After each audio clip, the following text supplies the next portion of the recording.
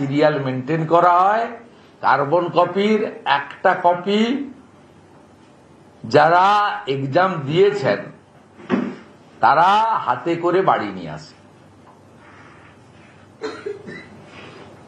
তার মানে পার্থ চ্যাটার্জির জেল খাতটাতে সমাধান হয়নি,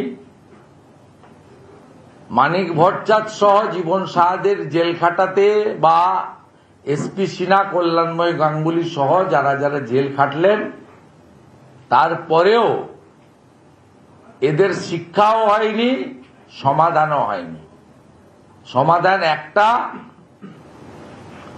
যেভাবে অবৈধ বাংলাদেশি মুসলিম অনুপ্রবেশকারীরা সরুফাটের হাকিমনগর দিয়ে পালাচ্ছে, একইভাবে আগামী নির্বাচনে ভাগ মমতা ভাগ, no vote to Mamata. This is the only solution to save educated, unemployed youth in Bengal in question of recruitment. এটা নিয়ে কি কোনো মামলা বা পরীক্ষার্থীরা যদি এগিয়ে আসেন তারা লড়তে পারেন, কারণ মামলা তখনই যারা এফেক্টেড হবেন তারাই করবেন, বা কোনো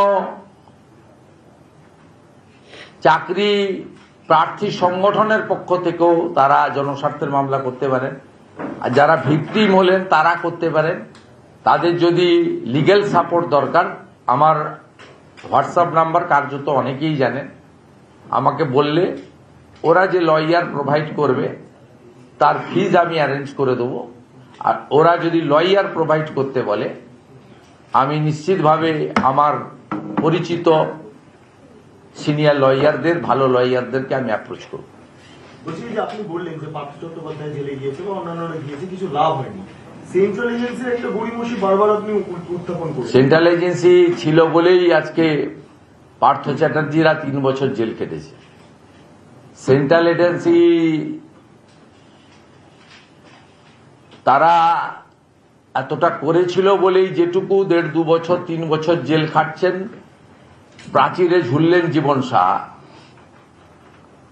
পুকুরে মোবাইল ফোন ফেললেন, সমস্ত উদ্ধার সেন্ট্রাল এজেন্সি করেছে। যতটুকু হয়েছে সেন্ট্রাল এজেন্সি হয়েছে। এই সব রিক্রুটমেন্ট স্ক্যাম অনেক দিনের ছিল, কিন্তু এখন গত 3-4 বছর 5 বছরে যেটুকু মিনিমাম পানিশমেন্ট হয়েছে, ইনিশিয়াল পানিশমেন্ট, এটা তো ফাইনাল জাজমেন্ট ভার্ডিক্ট হয়নি। এই কেসগুলোতে যে সেকশনে ওরা চার্জশিটেড হয়েছে 6 বছরের জেল, কিন্তু ইনিশিয়ালি তো সেন্ট্রাল এজেন্সি অনেকটাই করেছে, বাকিটাও করবেন। অনেকেই বলছেন মাথার কাছে কখন পৌঁছবে, তারা হয়তো পৌঁছাবেন। তারা তো কোর্টে বলেছেন যে কোল্ড স্ক্যামে আমরা ফেব্রুয়ারির মধ্যে ফাইনাল চার্জশিট দেব। এইভাবে তারা বলবেন, তাদের প্রক্রিয়া রয়েছে। এবং রাজ্য সরকার, তৃণমূল কংগ্রেস, মমতা ব্যানার্জি যেভাবে বড় বড় লয়ারদেরকে দিয়ে